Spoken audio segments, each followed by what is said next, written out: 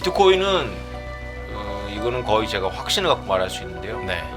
제일 좋은 담보물이에요. 만약에 올해 중국이 유턴을 한다, 그러면 그냥 비트코인 미친 듯이 사셔야 됩니다. 가격이 떨어지더라도 기관들이 장난일 테고 그냥 사셔야 돼요.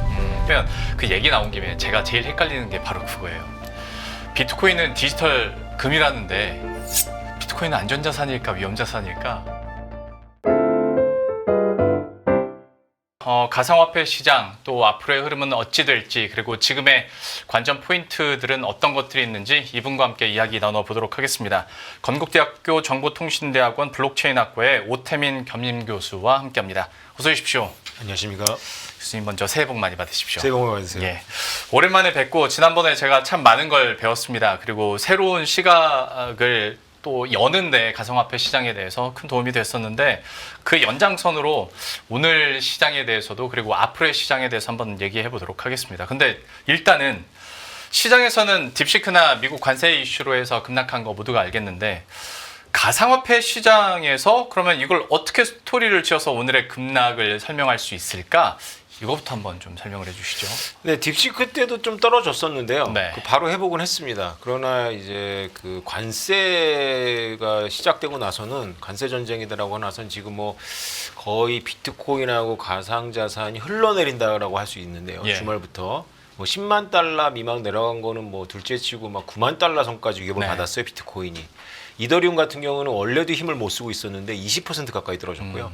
XRP가 굉장히 좋은 모습 보였다가 오늘 30% 떨어지는 그렇게 영향을 받았습니다. 예. 일단 나눠서 말씀드려보면 딥시크는 비트코인한테 호재예요. 예. 왜 호재냐면 딥시크가 이제 공식적으로 말한 대로 네. 그렇게 뭐 600만 달러 써갖고 교육시키고 그렇게 해서 빨리 개발했다, 이게 진짜로 사실인 경우에는 뭐 지금 시장의 충격이 이해가 되죠. 뭐 기존의 자본과 그 다음에 고성능 칩을 이렇게 투입해갖고 하는 게임이 아니다, 네. 이런 거니까. 근데 사실 지금 차분해지면서 일각에서 계속 문제가 제기되고 있거든요. 사실 50배 더 썼다. 그리고 실제로 고성능 칩이 여러 경로로 들어가 있다. 네네. 이게 뭘 의미하냐면 그 미국하고 중국이 이렇게 디커플링이 사실상 불가능하다. 그러니까 트럼프가 이제 관세로 얘기하고 있는데 이게 오바마 때부터 시작했어요. 네. 그러니까 수출 규제가 한 오바마 때 1000건 정도였었는데 트럼프 때 이게 3000건이었거든요. 예. 항목이. 근데 이거를 바이든 대통령 6000건 늘렸습니다. 이번에 트럼프 2기 때 10,000건이 넘어갈 거라고 보는데 수출 규제를 아무리 해도 그게 아무래도 관료 시스템에서 다 들여다보고 있는 거잖아요. 네. 근데 이제 그거를 뭐 우리가 속된 말로 보따리상들이 갖고 돌아다니는 것을 막을 수 있을까? 폐업을 각오하고 하는 사람들이 있거든요. 예. 공해상에서 이렇게 전달할 수도 있고. 그러니까 그런 것들이 이번에 딥시크를 통해서 드러났다. 근데 이게 왜 비트코인한테 호재냐? 바로 회복을 했어, 실제로. 그럼 결국 트럼프가 쓸 수 있는 카드는 수출 규제라기보다는 금융으로 중국을 봉쇄하는 거다. 금융 봉쇄에서 가장 좋은 게 바로 비트코인과 달러 스테이블 코인입니다. 예. 이제 비트코인과 달러 스테이블 코인이 왜 중국의 금융 봉쇄 정책으로 좋은지는 이따가 또 달러 스테이블 코인 나누면서 좀 말씀을 드리도록 하고요. 예. 그래서 딥시크 이슈는 사실은 호재라고 보고 있어요. 예. 그런데 이제 관세 관련해서 이제 시장이 불확실해지니까 금값이 지금 오르고 있거든요. 네. 예, 역대 최고가를 달성했다고 하고 심지어는 이제 기름값도 올랐죠. 네. 그런데 비트코인하고 이런 가상자산은 흘러내렸죠. 네. 이거는 비트코인의 여태까지의 그 추세를 보면 나타나는데 유동성이 부족해진다거나 아니면 시장의 위험이 올라가면 원래는 비트코인 가격이 올라야 돼요. 네. 그러니까 비트코인이 원래는 이제 표방하는 게 디지털 금으로서 디지털 금. 안전 자산을 표방하는데 네. 사실은 가장 불안전한 자산입니다. 그리고 비트코인이 불안전한 자산이니까 비트코인을 추종하는 다른 알트코인들은 더 불안전한 자산이죠. 그렇겠죠. 그래서 심리적으로 위축은 됐지만 이거를 전문가들에 따라서는 굉장히 호재라고 보고 있어요. 왜냐하면 관세라는 게 결국은 인플레이션을 유발하고 네. 실제로 좀 달러에 대해서 전부 또 화폐들이 또 절하됐거든요. 네. 달러가 이제 가격이 올라가는 건 있지만 어쨌건 화폐들이 인플레이션 때문에 가치가 더 절하되면 결국은 여러 나라의 국민들이 또 비트코인을 선호할 수밖에 없다. 네. 그래서 이거는 굉장한 호재인데 지금 이 호재를 시장이 제대로 못 잊고 있다, 이렇게 주장하는 분들도 계십니다. 그러면 일단은 그러니까 뭐 AI 이슈는 일반적으로는 그러면 가상화폐 시장에는 뭐 호재라고 작용할 수 있는 부분인데 아직 이걸 시장이 소화해내지는 못하고 있는 양상인 것 같고 맞습니다. 전반적인 심리 자체가 좀 위축되다 보니까 가상화폐 시장도 어쩔 수 없이 좀 흘러내리는 네. 그런 경향으로 지금의 상황들을 우리가 확인할 수 있을 텐데 그러면 그 얘기 나온 김에 제가 제일 헷갈리는 게 바로 그거예요. 비트코인은 디지털 금이라는데 비트코인은 안전자산일까 위험자산일까 가끔 갸우뚱할 때가 있습니다. 교수님께서 보시기에는 이걸 어느 쪽으로 분류를 하세요? 굳이 한다면? 저는 안전자산이란 말 자체를 잘 안 씁니다. 저는 이제 정통파들이 쓰는 용어를 쓰죠. 비상관자산. 비상관자산. 그러니까 비상관자산이 원래 안전자산의 원래 그 이름이거든요. 예. 그러니까 비상관자산이라는 것은 이제 연준의 이자율이나 네. 채권 가격 그리고 주식 가격하고는 상관관계가 없는 자산을 말합니다. 예. 보통 크립토가 나오기 전에는 비상관자산의 대표 주자가 금, 달러, 외국 돈, 그 다음에 부동산 뭐 이런 거였거든요. 그리고 고우의 해바라기 같은 그림도 들어갑니다. 예. 근데 크립토가 나오면서 비트코인 나오면서 여러 가지 시뮬레이션을 돌려보면 비트코인만큼 기존의 자산들하고 이렇게 상관관계가 없는 자산이 없어요. 그런데 이제 이거를 시장이 혼동하면 안 되는 게 제가 관찰한 바에 의하면 단기적으로는 상관관계가 되게 높습니다. 근데 단기적으로는 상관관계가 매우 높은데 예. 이게 장기적으로는 상관관계가 없는 걸로 나와요. 왜냐하면 상관관계 일관된 어떤 플러스가 나오거나 마이너스가 나와줘야 되는데 플러스였다 마이너스였다 왔다 갔다 하거든요. 예, 그렇죠. 그러면서 장기적으로 보면 비상관 자산이 되거든요. 그러니까 비상관 자산은 맞는데 그게 저널리스트들이 이제 안전자산이라는 걸로 이제 말을 담아서 얘기하는 사람들의 그 들었을 때 안전하다 예. 이런 안전자산은 아니에요.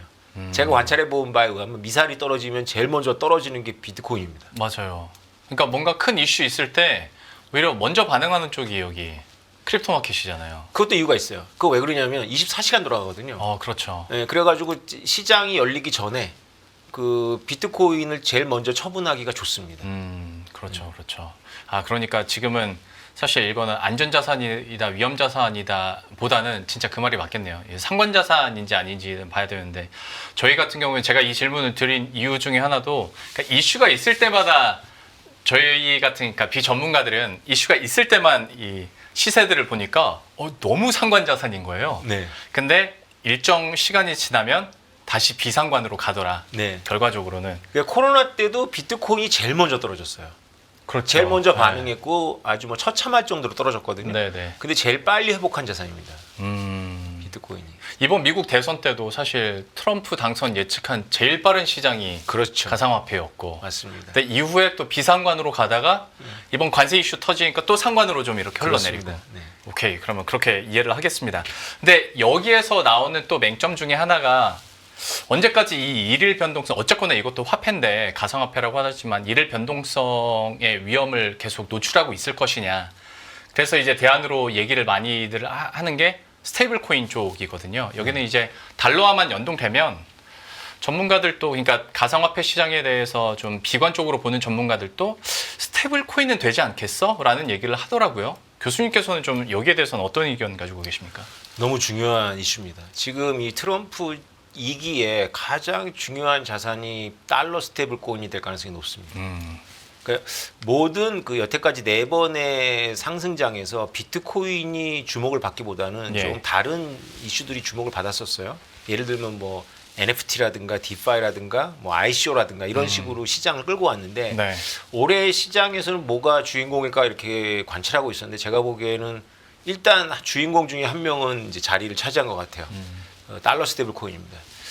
엊그저께 뉴욕 대학교에 이름이 오스틴 캠벨이라는 교수님이 예. 아주 충격적인 얘기를 했습니다. 향후 20년 동안 유로 달러 시장 전체가 스테이블 코인으로 이동할 가능성이 높다고 했어요.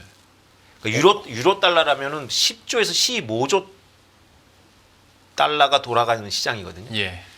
그런데 지금 달러 스테이블 코인 다 합쳐봐야 지금 2천억 달러예요. 그러니까 이게 뭐죠? 뭐 거의 100배를 보는 거예요. 그러니까 그런 100배를 흡수할 만한 잠재력이 있는 거예요. 우리가 비트코인이나 이더리움이나 뭐 솔라나다 이런 거는 제가 이렇게 얘기를 해보면 이걸 아는 사람들 많아요. 그러니까 네. 보통 비트코인은 뭐 대충 다 들어봤지만 뭐 우리 업계에서는 다 아는 이름들 A다 이런 거 일반인은 모르거든요. 네. 근데 달러 스테이블 코인 이런 블록체인 업계에 투자하는 사람들의 항목이 아니에요. 이거는 블록체인과 상관없어요. 달러 스테이블 코인은 외국인들이 미국인들이 아닌 사람들이 달러에 접근하는 가장 최단 거리예요. 가장 쉽게 달러를 자기가 보유하고 받고 거래할 수 있는 거거든요. 예. 근데 이게 미국의 이해하고 딱 맞아 떨어져요. 지금 미국이 이 달러 스테이블 코인을 문을 확 열어주려고 하는 이유가 이 달러 스테이블 코인이 미국 국채 시장이 너무 이렇기 때문이에요. 네, 네. 그러니까 미국 국채 수요처로 열릴 것 같아요. 그러니까 달러 스테이블 코인이라는 게 시청자로 잠깐 설명드리면 달러를 저한테 1달러 갖고 오면 제가 1달러짜리 코인을 주는 겁니다. 네. 그리고 나한테 그 코인을 갖고 오면 제가 1달러를 내주는 거죠. 네. 그래서 이거는 1달러에 고정이 됐어 하는데 딱 가격이 시장에서 1달러는 아니에요. 약간씩 움직이긴 네. 하는데요. 중요한 건 이쪽 이제 이 발행사 입장입니다. 이 발행사가 이렇게 해서 수억 달러를 모으잖아요. 이걸 그대로 갖고 있으면 이익이 안 나요. 그래서 이걸 은행처럼 운용을 하거든요. 네. 근데 은행처럼 운용을 하면 이게 우리나라 법에서는 유사 수준이 되고 네. 그리고 자본시장법 위배되는 거고 그렇죠. 대부분의 나라에서 이게 금융시장의 법하고 충돌합니다. 왜냐하면 면허가 없잖아요. 은행 네. 면허가. 그래서 이거를 1대1로 전당포처럼 보관하라라는 이제 그런 요구가 있어요. 그 대신 예외가 있습니다. 1대1로 보관을 하는데 안전자산을 그만큼 갖고 있으면 돼요.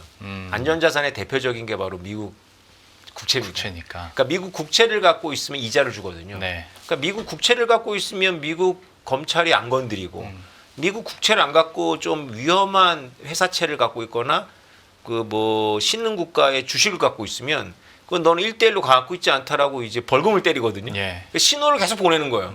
미국 국채만 가져.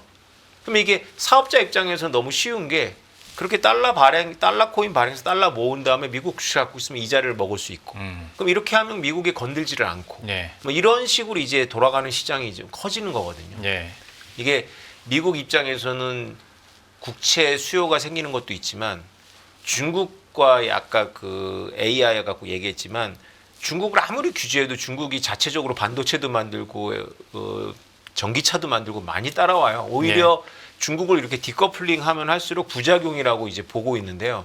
중국이 자신들이 생산하지 않았던 것까지 생산하는 그런 기염을 토하고 있는 거거든요. 예. 그러니까 중국이 가장 취약한 게 무엇일까를 생각해 봤을 때 금융 자유화를 못 하고 있어요, 중국이. 왜냐하면 금융 자유를 시도할 때마다 자본 유출 이슈가 생겼거든요. 그렇죠. 그러니까 중국인들, 특히 중국의 부자들은 어떻게 하면 자본을 외국으로 빼돌릴까 이 고민을 많이 합니다.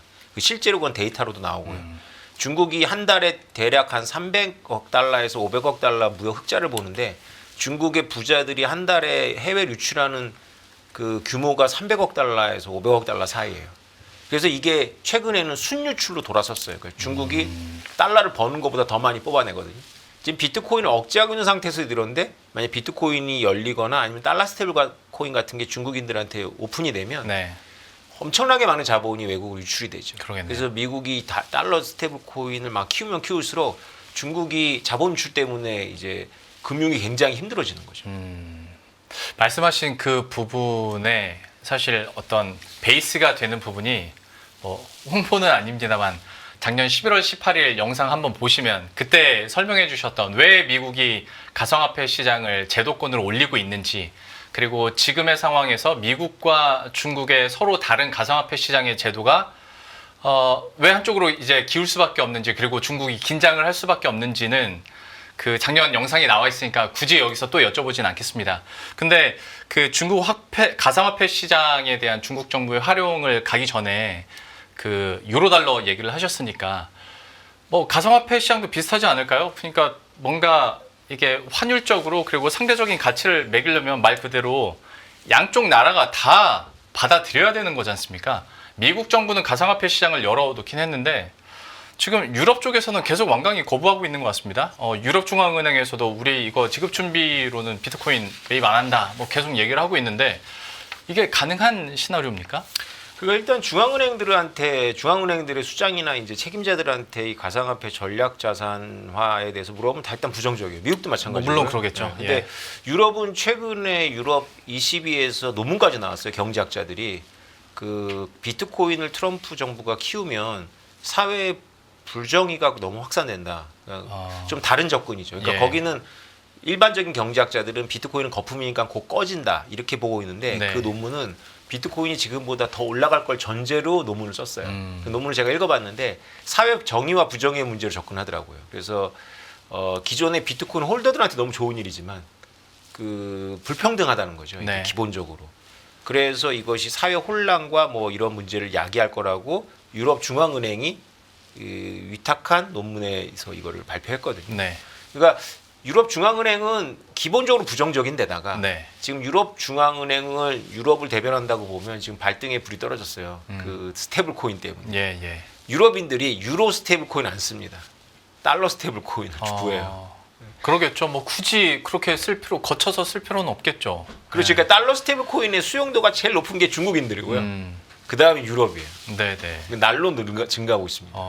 그래서 유럽에서는 어떻게 하면 미카라는 법안을 만들어서 어떻게 하면 이 달러 스테이블 코인을 억제하고 유로에 기반한 스테이블 코인을 키울까를 이제 하고 있는데 그거를 뭐 노골적으로 해버리면 이제 그게 무역 마찰이 되겠죠. 네. 미국이 이제 기대를 하고 있는데 어쨌건 시장은 달러를 원하니까. 예. 그래서 유럽 중앙은행은 기본적으로 부정적일 수밖에 없는 데다가 제가 중앙은행들이 발표하는 자료들을 보면 이게 기본적으로 중앙은행들이 경제학자들의 어떤 플레이그라운드거든요. 네, 네. 경제학자들이 높이 올라가는 곳이고 그러니까 기본적으로 경제학자들이 비트코인이나 이 현상 자체를 싫어해요. 그러겠죠. 그래서 트럼프나 이런 띵크탱크들은 이 비트코인에 담겨 있는 어떤 그런 지정학적 의미를 캐치하고 있는데 반해서 이 유럽 중앙은행이나 미국의 연준은 그거보다는 자금 세탁, 탈세, 그다음에 통화 주권, 뭐 그다음에 시장 안정화 아직도 네. 이런 관점, 부정적인 어떤 그런 요인들만 보고 있는 것 같아요. 뭐 다른 걸 떠나서 각 중앙은행들도 사실 각자의 CBDC 사업을 하고 있잖아요. 네. 당연히 싫지 않을까라는 생각이 들면서도 그러니까 그러면 유럽은 선택을 해야 되는 시점이지 않나라는 생각도 들어요. 그러니까 부작용으로 더 옥죄일 것인지 부작용 때문에 아니면 일단 미국은 열리기 시작했으니 거기에 대응하려면 여기도 이제 제도권으로 끌어올려야 되지 않나라는 생각도 한편으로 드는데 유럽은 좀 어떤 결정 내릴 거라고 혹시 보고 계세요? 제가 비트코인 공부를 한 11년째 하고 있는데 사실은 미국보다 빠른 곳이 유럽이었어요. 우리가 스위스를만 봐도 그게 크립토 밸리라는 게 있고요. 네네. 그다음에 영국의 수낙 수상 전 수상이 재무부 장관 시절에 트럼프보다 먼저 영국을 크립토의 메카로 만들겠다 이렇게 발을 했었거든요. 네네. 영국 그 엘리트들은 2014년도부터 크립토에 대해서 발언을 하기 시작했어요. 하원 의원이라든가 그다음에 재무부 장관이. 왜 그러냐면 아시겠지만 영국이나 이 스위스나 이런 데나 룩셈부르크 이런 데서는 역외 중립국 같은 그런 금융을 이용해 갖고 엄청나게 많은 부가가치를 생산하던 곳이었거든요. 네. 근데 러우 전쟁에서 우리가 교훈을 얻었지만 러우 전쟁이 터지자마자 제일 먼저 압박이 들어간 곳이 바로 역외들입니다. 너희들 그 러시아 오리가르크들 통장 막어, 푸틴 요트 막어 뭐 이렇게 맞아요. 된 거잖아요. 네. 우리는 중립을 지켜야 되는데 중립이 어디서 지금 뭐 이렇게 된 거예요. 그러니까 그런데 이런 그런 역외 유럽의 수많은 역외의 국가들 그다음에 금융을 갖고 이제 운영하는 나라들이 빨리 비트코인을 발견했죠. 그래서 저는 영국이나 스위스가 지금 미국의 독주를 놔둘 거라고 보진 않아요. 다만 이제 대륙 국가들 그러니까 프랑스나 독일이 중심이 된 우리가 EU라고 하는 데는 확실히 규제적이에요. 그러니까 사회 자체가 사회민주주의랑 비슷한 시스템이라서 예. 모든 분야, 금융만 아니라 모든 분야에 대해서 규제적이거든요. 네, 네. 역시 금융에 대해서도 규제적인데 유럽을 좀 나눠서 봐야 된다. 그러니까 프랑스와 독일은 규제적이고 예, 그다음에 스위스나 영국이나 룩셈부르크는 탈규제주의적이에요. 참 그러니까 나라별로도 봐야 되고 제가 든 생각은 이건 참 좀 이중적일 수 있겠다. 좋게 말하면 동시에 뭐 투트랙으로 가는 거고. 그러니까 규제도 하면서 또 여는 모습들은 그대로 보이고 하니 이건 한번 지켜보겠습니다. 근데 아직은 뭐 당연히 각국의 중앙은행 총재들은 뭐 미국도 그렇고 ECB도 그렇고 뭐 아직은 안 한다고 하니까. 근데 이제 저는 2달 전에 교수님의 아주 쉬운 설명을 이렇게 들었으니까 이렇게 들어오긴 하는데 그때와 지금 또 달라진 점 중에 하나는 이제 트럼프 정부가 열렸다라는 거거든요. 그 2달 동안에는 어떤 변화가 있었을까에 대한 고민들도 있습니다. 리플 얘기도 중간에 뉴스가 참 많이 나왔었고 비트코인이나 말씀하신 스테이블 코인에 대한 뉴스들도 참 많이 나왔는데 어떤 조금 더 명확화된 트럼프 정부의 가상화폐 시장 공략 뭐 이런 전략 좀 나온 게 있습니까? 있죠. 그러니까 우리는 트럼프가 굉장히 전략적으로 봐서 뭐 첫 번째 선거공학적, 두 번째 에너지 문제, 세 번째 채권 문제, 그 다음에 중국에 대한 공략물이 쭉 전략적 쭉 나열을 했었는데 예. 취임을 하루 앞두고 트럼프 코인과 멜라니 코인을 만드는 걸 보면서 아 이거 아니구나. 네. 그냥 돈 벌라는 거구나. 아, 그거 보고 깜짝 놀랐습니다, 진짜. 아 이게 아들들이 그 트럼프 주니어하고 에릭 트럼프라는 그 아들들이 크립토를 보는 관점이 일단 사업이구나. 라는 힌트를 제가 얻었어요. 근데 저만 얻은 게 아니고 원래 비트코인을 굉장히 좋아하는 사람들의 특징은 뭐냐면 다른 코인을 엄청나게 싫어합니다. 그러니까 본인들이 비트코인을 좋아하는 것 이상으로 다른 코인은 악마화하거든요. 아. 그러니까 트럼프 때문에 이제 비트코인 진영이 굉장히 으쌰으쌰하는 분위기여서 이 진영에서는 트럼프를 너무 이렇게 사랑하는 분위기였는데 트럼프가 자기 코인 만드니까 예. 싸늘해진 거죠. 아. 그런 것도 있고 이게 밈코인이라는 게 좀 사실 좀 희화하는 게 있어요. 네. 그러니까 비트코인은 그런 게 아닌데 사실 밈코인을 만들어 놓으면 경제학자들이 비판하기가 너무 좋은 거죠. 야, 트럼프 코인이 그게 무슨 가치가 있냐? 그렇죠. 비트코인과 똑같은 거야. 그렇게 네. 되는 거죠. 그러니까 우리도 변명이 너무 궁색해지는 거예요. 그래서 제가 보기에 트럼프 지난 11월 5일에 당선부터 지금까지 가장 큰 사건, 트럼프의 이 가상자산이 어떻게 될지에 대해서 가장 우리에게 충격을 준 사건은 트럼프 코인과 멜라니 코인이었다. 우리의 모든 우리가 머리 싸매고 도대체 이 행간을 어떻게 읽어야 될지 막 고민했던 모든 것들 다 무색하고 이거 가업으로 만들려고 하는구나. 교수님 입장에서는 그 시장을 분석하는 사람으로서 좀 허탈한 현상이긴 했겠네요. 그러면 보시기에. 충격받았죠. 네. 저는 그렇게까지 노골적으로 이게 너무 노골적이잖아요. 네. 우리나라 같으면 말도 안 돼요. 뭐냐면 아버지가 정책으로 밀어주고 아들들이 그 관련한 사업을 한다. 네. 이건 뭐 납득이 안 된 거잖아요. 그렇죠, 그렇죠. 뭐 이건 이해 충돌을 넘어서 국정 논단인데 제가 미국 정치를 좀 아시는 분들한테 물어봤더니 미국은 그렇게 일일이 이렇게 법으로 하는 게 아니라 네. 니네가 유권자들이 판단해 뭐 이렇게 좀 그렇죠. 열려 있대요. 예. 그래서 야 그래도 이거는 아무리 미국이라도 대통령이 이렇게 행실을 하면 이게 가격이 계속 오르면 괜찮아요. 예. 근데 가격이 계속 오를 리가 없거든요. 비트코인을 포함해서. 네네. 그럼 폭락을 하면 그때부터는 이제 정적들 입장에서 경쟁하는 정치권 입장에서 트럼프를 끌어내리거나 비난할 수 있는 너무 좋은 소스가 만들어지는 거잖아요. 네. 피해자들이 생기니까. 그렇죠. 그래서 이 할아버지가 이걸 어떻게 감당하시려고 그러나 이런 생각이 걱정이 앞섰죠. 아니 사실 밈코인 하면 저도 그냥 웃어 넘겼었고 뭐 예전에 도지코인도 그랬었지만 근데 시간이 지나서 보면 도지부 장관이 들어서고 이번 뭐 트럼프 그 밈코인 같은 경우에도 이게 아직 뭐 승인이 된 건 아닌데 미국의 운용사에서 이 밈코인을 넣은 상품을 거래 승인해 달라고 막 신청을 하니까 이제 이거 그냥 웃어넘기면 안 되는 건가? 라는 좀 그런 생각들이 들더라고요. 막 밈코인도 제도권 위로 올라오려고 해요. 네. 이런 현상들은 그럼 우리가 어떻게 받아들여야 됩니까? 최근에도 그러니까 비트코인하고 ETF, 이더리움 섞은 ETF가 승인을 네, 초기 네. 승인을 했어요. 아직 상품은 안 나왔지만. 그렇습니다. 그래서 그런 이제 약간 이제 트럼프나 이 가족들을 비하하는 얘기는 그만하고 이제 다시 냉정하게 예. 이 사람이 그래도 미국의 대통령이고 그리고 이걸 다 전략적으로 하고 있을 거라는 전제에서 네. 지금 약속을 지키고 있다. 뭐 실제로 공약을 했던 한 4-5가지 주요한 것들이 있는데 첫날 이제 행정명령 안 했다고 이 크립토 시장이 좀 짜증을 냈어요. 네. 근데 첫날 아주 중요한 걸 통과했거든요. 그게 뭐냐면 에너지에 대한 어떤 비상조치. 그러니까 트럼프 에너지 정책은 굉장히 심플합니다. 에너지 가격 인하, 네. 다 파내라, 예. 뭐 이런 거거든요. 그럼 이것은 트럼프의 지지자들 입장에서는 좋아할 일이 아니에요. 왜냐하면 트럼프의 주요 지지주들이 셰일가스가 나오거든요. 맞습니다. 그 셰일 업자들 입장에서 가격 떨어지는 게 안 좋잖아요. 거기 그 행정명령에는 없지만 그 차후에 있었던 스텝들을 보면 다 이해할 수 있는데요. 드릴 베이비 드릴이라는 무조건 드릴 퍼 올려라는 것 속에는 비트코인 채굴하고 결합을 해서 수익을 창출하는 것도 포함이 되는 거예요. 네.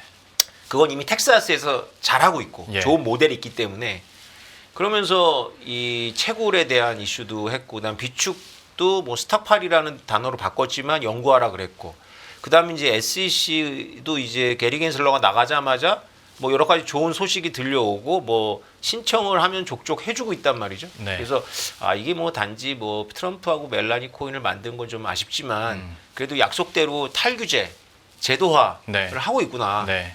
라는 안심은 좀 하게 되더라고요. 그러니까 윈코인 관련 담은 ETF더라도 뭐 그게 얼마나 지속 가능할지 그리고 실제로 승인이 날진 모르겠지만 일련의 흐름으로 봤을 때는 어쨌거나 트럼프 정부에서 하겠다고 했던 제도화 그리고 오픈은 그 시류는 맞게 가고 있다. 네.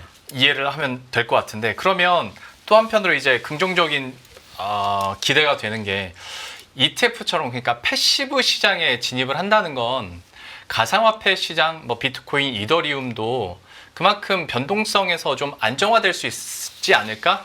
유동성도 꾸준히 공급되고 이런 기대감들이 좀 있거든요. 실제로 뭐 이거를 벌써 평가하기는 좀 이른 것 같긴 합니다만은 여기에 대해서는 좀 어떻게 보십니까? 그렇죠. 우리 시작하기 전에 제가 팀장님한테 우리나라 금융권은 어떠냐고 제가 여쭤봤잖아요. 네. 근데 지금 미국의 금융권은 굉장히 빠르게 움직이고 있습니다. 그 JP 모건이 오래전부터 JPM 코인이라는 걸 했었어요. 네. 그러다가 최근에 11월 달에 이름도 바꾸면서 이걸 밀어붙이고 있거든요. 그게 트럼프 당선하고 묘하게 시기가 겹칩니다. 그러니까 JP 모건 그럼 우리가 제이미 다이먼을 떠올리죠. 제이미 다이먼은 틈만 나면 비트코인 비하하는 분이에요. 네. 지금까지도 생각을 안 바꾸고. 네. 그런데 그분은 블록체인은 되게 찬양하거든요. 근데 블록체인 찬양하는 이유가 무슨 뭐 NFT니 리얼월드 어셋이니 이런 어려운 게 아니고 결제를 되게 빠르게 해준다. 그러니까 여태까지 국제 송금망에서의 결제가 뭐 이틀 3일 걸리던 것을 이 단기 금융에서 이 블록체인을 이용하면 바로 된다라는 건데요. 네. 이걸 결제를 조금만 이해하면 아실 텐데 블록체인이 무슨 방망 뭐 마술 방망이가 돼 갖고 결제를 빨리 하는 게 아닙니다. 그 디지털 담보물이 결제를 빨리 하는 거예요. 근데 디지털 담보물이 뭐가 있냐? 그러니까 청산을 해주지 않아도 그냥 그 자체로 결제가 되는 디지털 담보물이 뭐가 있냐라고 했을 때 지금 가장 유력한 것은 달러 스테이블 코인이에요. 근데 네가 달러 스테이블 코인을 어떻게 믿냐? 그 발행업자가 망하면 어떡할래? 라고 했을 때는 이제 퀘션이 되는 건데 얘네들이 미국 국채를 갖고 있어? 이것도 되고요. 또 하나는 비트코인 그 자체가 달러 디지털 담보물이에요. 네. 그래서 비트코인이 결제를 빨리 하는 거죠. 그러면 이게 무슨 얘기냐면 저한테 질문하신 게 비트코인 가격이 요동치니까 ECB에서도 그거 적절하지 않고 경제학자들 맨날 비난하고 얼마 전에도 그 노벨 경제학상 효율적 가설 시장으로 받은 유진파마도 네. 비트코인 10년 안에 제로가 된다는 거예요. 그거 여쭤보려고 했습니다. 아니 그 근거가 뭐냐면 네. 그 근거가 가격 요동친다는 거예요. 맞아요. 유동적이고 변동성이 너무 크다. 네. 공통적으로 하는 말이죠. 그렇죠. 근데 가격의 요동은 이렇게 기관들이 담보물로 사용하면 사용할수록 안정권으로 들어갑니다. 그러겠죠. 예. 그렇지 않을 수가 없어요. 네. 그게 앞으로 5년 동안 되게 다이내믹하게 펼쳐질 거라고 저는 보거든요. 그러니까 앞으로 5년 동안 어떤 시장이 펼쳐질 거냐면 지금 경마장을 생각해 보면 경마 딱 하면서 문이 열린 거예요. 예. 근데 말이 아무도 안 뛰고 있는 거죠. 예. 근데 한 마리만 튀어나가면 다 튀어나가거든요. 네네. 그게 이제 JP 모건이나 골드만삭스처럼 금융권일 수도 있고 애플이나 아마존처럼 빅테크일 수 있는데 이들이 여러 가지 코인을 실험할 거예요. 그 코인들 중에 일부는 비트코인은 반드시 살아남을 거고 코인들 중에 일부가 디지털 담보물로 살아남을 거예요. 네네. 그래서 중요한 건 디지털 담보물이거든요. 그게 비트코인이건 달러 스테이블 코인이건 그게 JPM 코인이건 디지털 담보물이 되면 결제를 되게 빠르게 합니다. 네. 결제를 빠르게 하는 디지털 담보물의 조건 중에 하나가 뭐냐면 가격이 안정돼야 돼요. 네네. 가격이 불안정하면 누가 그걸 담보로 잡습니까? 그럼요. 그러면 얘기 나온 김에 이거는 좀 무리인 질문인 거 알겠는데 제가 교수님 뵀으니까 무리수 한번 던져보겠습니다. 패시브화 되면서 변동성이 줄어드는 거 그건 이해했습니다. 그 기간이 얼마나 걸릴까에 대한 궁금증이 있습니다. 그러니까 뭐 이게 5년, 10년 동안 변동성 엄청 키우다가 뭐 10년, 20년 후에 안정이 된다면 사실 지금 투자하기 좀 꺼려지는 게 있는데 이게 만약에 5년 단위로 확확 변한다, 패러다임이. 그러면 또 생각이 달라지는 부분이거든요. 앞으로의 그 흐름, 시계열은 좀 어떨 거라고 보세요? 그러니까 실질 가치를 언제쯤 변동성이 적은 상태에서 진짜 화폐 기능을 해줄까? 제가 보기에는 지금 미국에 이렇게 새 정부가 이렇게 밀어붙이고 JP 모건 같은 데가 이렇게 비트코인의 진정한 용도에 눈을 다 떴고 네. 이렇게 다 알아챈 것 같거든요. 그래서 이제 규제적인 요인들만 없으면 이게 막 튀어나오면 제가 이게 시장에 한번 확 들어왔다가 정리되고 수렴되는 과정은 보수적으로 잡아봐야 5년 남은 것 같고요. 빨리 보면 2, 3년 안에 정리될 것 같은데요.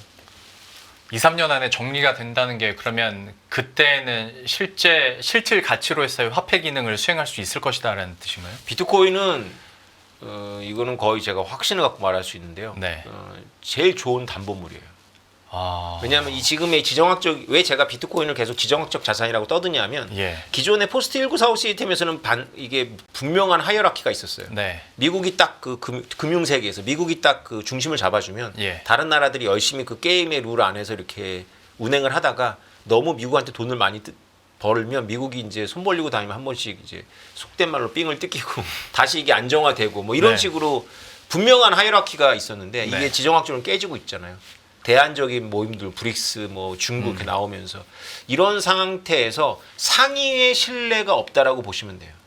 국제 관계에서. 그러면 예. 상위의 신뢰가 없는 상태에서 그러니까 우리 한국인들은 상위의 신뢰가 법원이고 법원 위에 대법원이고 대법원 어떤 경우는 헌법재판소는 상위의 신뢰가 있잖아요. 네. 근데 국가들 간에서는 그런 게 없거든요. 근데 그나마 이제 보이지 않았던 미국의 이제 질서가 있었는데 이게 깨지면서 상위의 신뢰가 지금 공백이 생겼어요. 이런 상위의 신뢰에서는 상위의 신뢰가 없는 상태에서는 상위의 신뢰기관이 청산을 제도화하지 않는 담보물이 필요해요. 거래를 할 때. 네. 그러니까 실물이어야 돼, 실물. 예. 근데 실물은 보내거나 받는데 시간이 너무 오래 걸리잖아요. 예. 그러니까 디지털이어야 돼요. 아. 그러니까 디지털 실물이 없거든요. 네. 디지털 실물로 비트코인이 이미 우리나라 GDP를 넘어섰고요. 예. 앞으로 이거보다 한 5배, 10배까지 되면 확고부동한 비트코인은 디지털 담보물이 되는 거예요. 적성 국가 간의 거래도 가능해지는 거죠. 구조는 이해했습니다. 여기서 또 질문이 하나 생기는데 확실한 담보물이고 거래가 굉장히 빨리 이루어진다라는 거는 구조적으로 이해를 했는데 쉽게 생각했을 때 담보물에 반감기가 있으면 안 되는 거 아닙니까? 약간 여기서 움찔을 하게 되는데 이게 진짜 그러면 담보 역할을 하게 될까? 반감기 그 해 안에서만 일정 기간 안에서만 담보 역할을 해주는 거 아닌가? 라는 의문점이 좀 드는데요.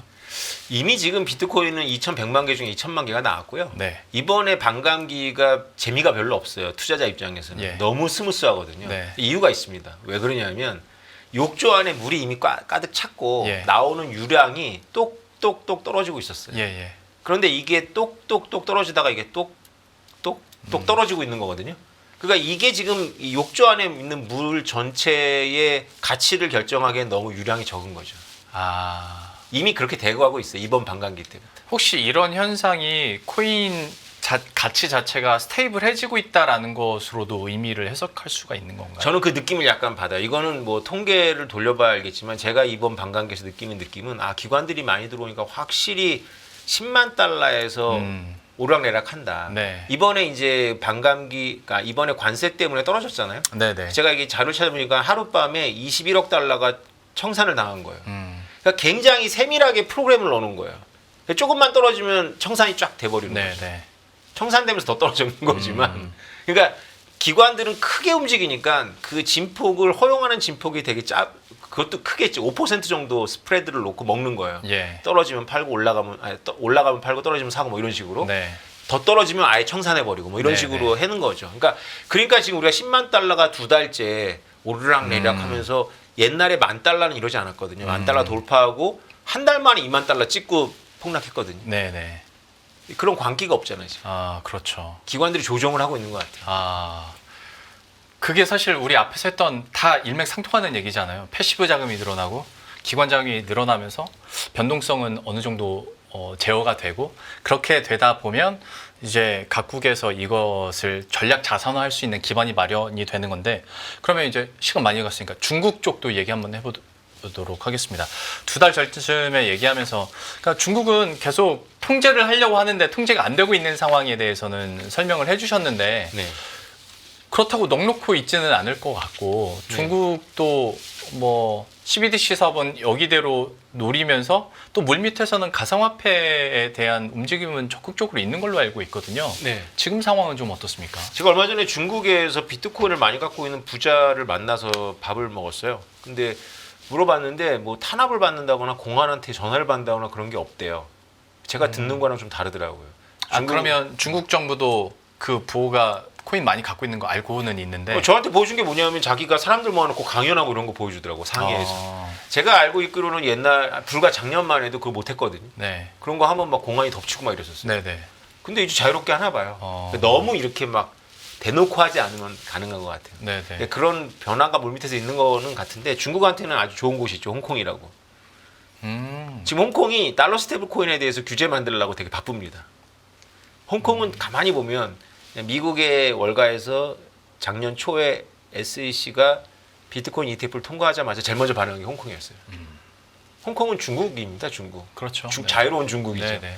이번에 달러 스테이블 코인이 지금 키워드를 뜨니까 제도화하고 있어요. 달러 스테이블 코인.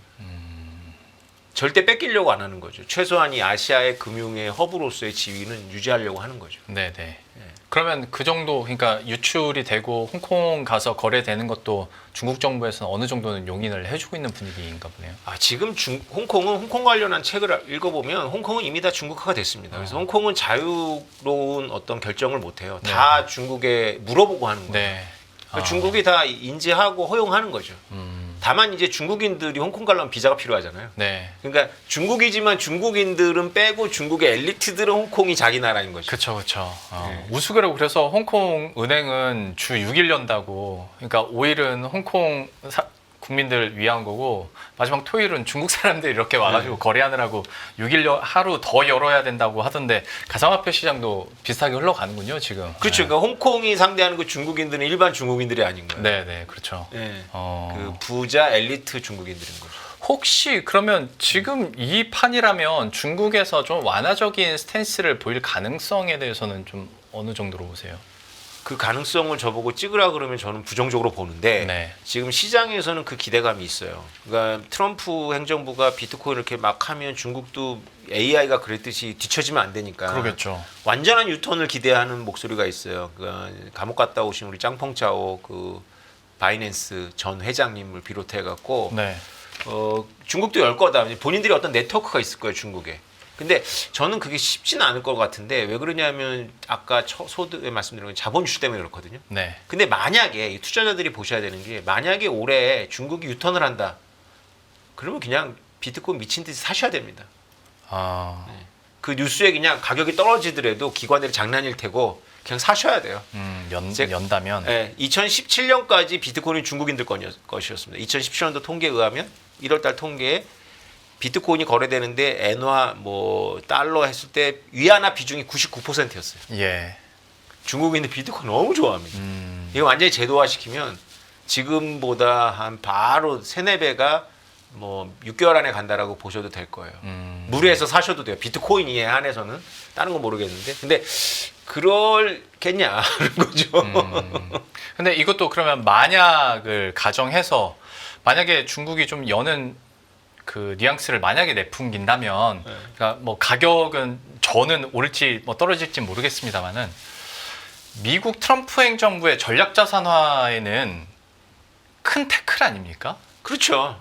예. 미국은 지금 앉아서 비트코인을 모으기가 너무 쉬운 거예요. 예. 이미 그러니까 제가 강조하는 게 전략자산화라는 게 꼭 미국 정부가 갖는 게 아니라 미국 네. 안에 테리토리 안에 영토 안에 들어오면 된다. 그렇죠.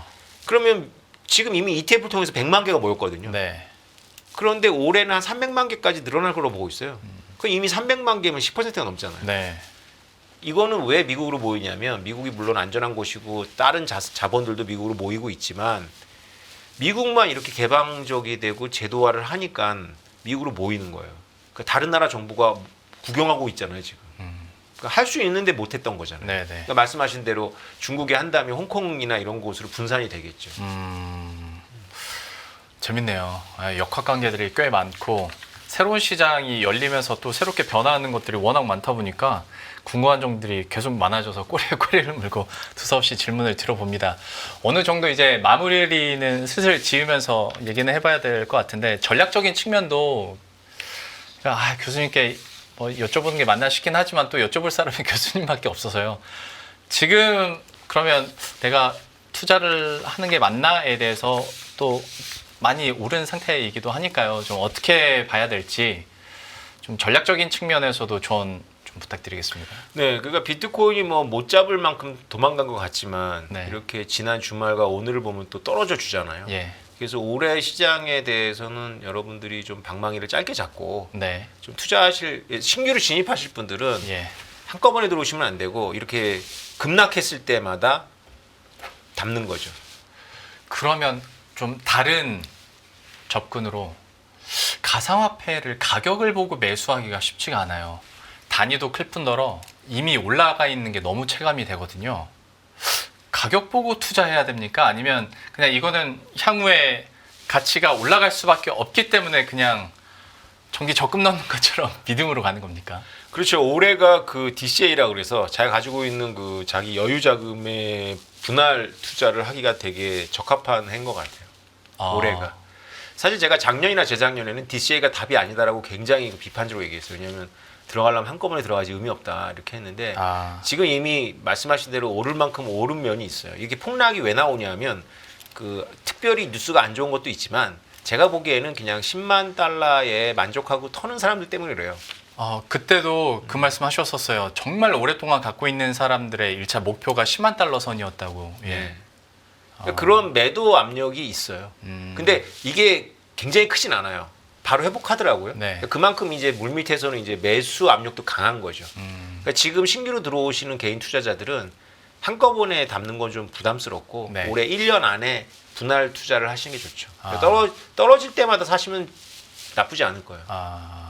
제가 이거 어디서 봤는지 기억은 안 납니다만은 어디선가 그 비트코인 최대 모멘텀이자 유동성 공급책이 사람들의 지갑 잔돈이라는 얘기를 어디서 들었던 것 같아요. 그렇습니까? 그러니까 결국에 지금은 목돈을 막 넣는 시기는 아닌데 결국 그 짜투리 돈으로 사기에는 적합한 시장이라고 얘기는 하더라고요. 그 잔돈으로 투자를 한다면 지금은 그거는 괜찮은 전략이다. 그렇죠. 교수님께서도 그렇게 말씀을 해주시는 거고. 이렇게 떨어져 주잖아요. 이렇게. 네네. 떨어져 주는데 이게 뭐 우리 같은 사람들이 얘기해 줄 거거든요. 그러니까 저 같은 사람들이 저보다 훌륭하신 분들이 많잖아요, 시장에. 예. 이게 진짜 떨어져서 도망가야 될 시장이라면 알려줄 거예요. 근데 뭐 우리가 그렇게 지금 메시지를 내고 있지 않잖아요. 네. 이럴 때마다 사시면 돼요. 알겠습니다. 전략적인 부분도 제가 신뢰를 무릅쓰고 한번 여쭤봤는데 그러면 진짜 마지막 질문입니다. 저희 계속 다른 나라 얘기만 하고 있어요. 우리나라는 어떻게 해야 될 것인가. 사실 이렇게 진지하게 그리고 미국에서는 이걸 전략 자산화한다고 하면 우리도 뭔가 하긴 해야 될 것 같은데 지금은 거기까지 신경 쓸 정신은 없는 것 같습니다. 나라 맞습니다. 상황이 돌아가는 네. 상황이. 맞습니다. 좀 어느 부분이 가장 부족하고 어떻게 방향을 틀어야 된다고 보시는지 좀 제언을 부탁드리겠습니다. 예, 그러니까 다른 건 다 모르겠지만 금융에 대해서는 좀 이렇게 여러 가지 실험을 해보도록 열어줘야 되거든요. 제도권에서. 근데 네. 너무 이게 책임을 안 지려고 하는 가장 강한 것 같아요. 혹시나 가격이 폭락해서 뭐 정부 관계자들한테 책임 추궁이 국민들로부터 올까봐 그걸 제일 두려워하는 것 같고요. 제가 이렇게 다른 라인으로 알아본 바에 우리나라 이 가상자산을 담당하는 요소에 앉아 계신 분들이 비트코인을 믿질 않아요. 왜요? 본인들이 비트코인에 대해서 부정적인 분들이 거기에 앉아 계세요. 그걸로 사업을 연구하시는 분들이요? 그렇죠. 우리나라에서 이 가상자산에 대해서 의사결정을 하는 관료들 자체가 비트코인이 없어질 자산이라고 생각하신대요. 최근까지도. 그럼 그분들은 무슨 연구를 하시는 거예요? 그분들은 자기가 여러 가지 공무원 일을 하다가 이 자리가 나왔으니까 오는 거예요. 이거를 보면 저처럼 막 10년 전에 저처럼 막 가슴이 뜨거워지고 흥분하고 막 지금 저는 달러 스테이블 코인을 통해서 그때만큼 아니잖아요. 또 흥분하고 있거든요. 이거 너무 큰일인데 우리나라 금융권이 준비를 안 해? 한국에서 못 한다고? 그럼 외국 가서 해야지. 이거 지금 늦으면 큰일 나는 거예요. 페이먼트 전쟁에서 지는 거거든요. 근데 이 뜨거움이 없는 거죠. 비트코인 그거 놔두면 없어져. 이런 분들이 지금 요소에 앉아 계신 거예요. 왜냐면 그분들이 특정 대학의 경제학과 출신이거든요. 그 특정 대학의 경제학과가 희망이 별로 없어요. 진심으로. 근데 이제 전통적인 경제학자들은 대부분 가상화폐 시장에 대해서는 좀 비관적으로 보니까 부정적으로 보고 또 그런 현실적인 고민이 이 흥분하는 사람이 앉아 있어도 지금 너무 늦었는데 그러니까 이런 건 똑같은 거예요. 우리나라 AI를 담당하는 관료가 AI를 안 믿는 거예요. AI 그거 인간을 어떻게 대체해? 이런 분들이 AI만 보면 막 흥분하고 막 어디 가서 막 밥 먹을 때마다 AI 침을 튀면서 얘기하는 사람이 거기 앉아 있어 우리 지금 늦었는데. 좀 모순적이네요. 그렇죠. 근데 좀 안타까워서 제가 추가로 더 한번 하소연하는 건 그러면 외국에는 이미 제도권으로 올라갔고 패시브 자금들이 있으니까 거기에 투자하는 상품까지도 금융당국에서 계속 부정적으로 보고 막는 이유는 뭘까요?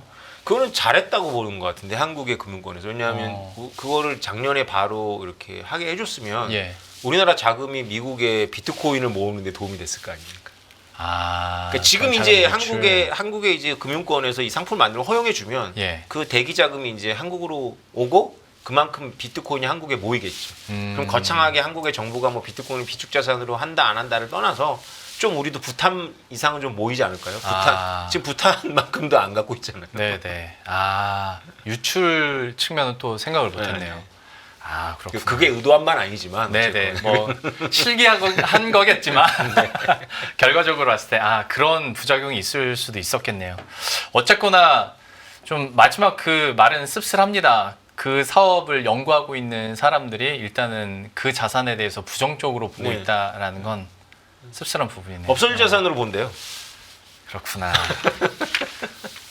누가 어떤 부서에서 그러고 있는지는 카메라 꺼지면 한번 여쭤보고 교수님과는 이 정도로 마무리 짓고 보내드려야 될 것 같습니다.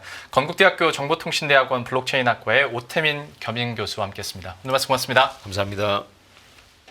안녕하세요. 이승입니다. 더 많은 영상을 보고 싶으신 분들은 화면 오른쪽에 있는 구독 버튼을 눌러주시기 바랍니다. 그리고 영상을 보시면서 좋아요는 필수인 거 아시죠? 항상 인포맥스 라이브를 사랑해 주셔서 감사합니다.